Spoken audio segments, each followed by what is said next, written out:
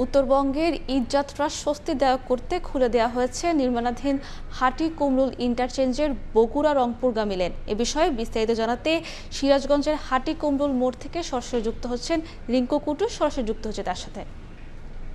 উত্তরবঙ্গগামী মানুষের এবারের ঈদযাত্রা স্বস্তির করতে সিরাজগঞ্জে যে গুরুত্বপূর্ণ হাটি-কুমরুল গোল চত্বর রয়েছে, সেইখানে যে নির্মাণাধীন ইন্টারচেঞ্জটি রয়েছে সেটি কিন্তু যে বগুড়া এবং রংপুর যে লেন, সেটি কিন্তু লেনটি খুলে দেওয়া হয়েছে, যে কারণে অনেকটা স্বস্তির মিলবে এবারের ঈদযাত্রা, সেটি আসলে বলছিলেন এই প্রকল্প সংশ্লিষ্ট। আমরা যেটি দেখছি যে এই যে মহাসড়কটি রয়েছে, অর্থাৎ যমুনা সেতু পশ্চিম সংযোগ হয়ে যারা উত্তরের পথে যায় তাদের যে প্রতি বছরই যে যানজটের ভোগান্তি পথে হাটি-কুমরুল মোড়ে, সেই মোড়ে যে ইন্টারচেঞ্জটি হচ্ছে সেইখানে যে ঢাকা থেকে যদি বলি যে রংপুরগামী বা বগুড়াগামী যে লেনটি রয়েছে, সেই লেনটিতে কিন্তু আসলে যে খুলে দেওয়া হয়েছে গতকাল, এবং তারপর থেকে কিন্তু লেনে দিয়েই কিন্তু আসলে এই পথে অর্থাৎ উত্তরবঙ্গের যে ৮ জেলা রয়েছে সেই ৮ জেলার মানুষ কিন্তু আসলে যাচ্ছে, অর্থাৎ বগুড়া রংপুর লেনে যে ৮ জেলার যাত্রীবাহী যানবাহনগুলো তারা কিন্তু সেই পথে যাচ্ছে। এতে এই সড়ক অর্থাৎ এই সড়কের যে 60 ভাগ, যা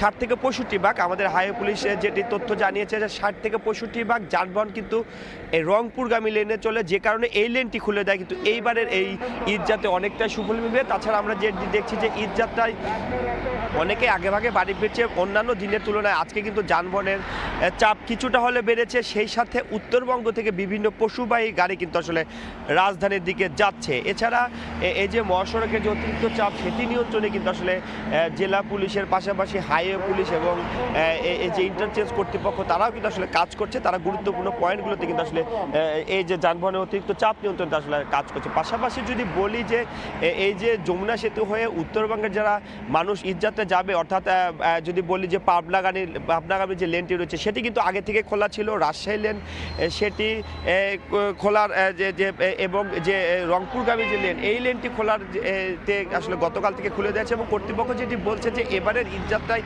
অন্যান্য বারের যে ভোগান্তি সেটি কিন্তু থাকবে না, কারণ এই পথের যারা যানবাহনগুলো যায় তার 60 ভাগ কিন্তু এই লেনটি দিয়ে যায়, যে কারণে এইবারে তারা অনেকটা স্বস্তি নিয়ে আসলে উত্তরবঙ্গের মানুষ ঈদযাত্রায় বাড়ি ফিরতে পারবে।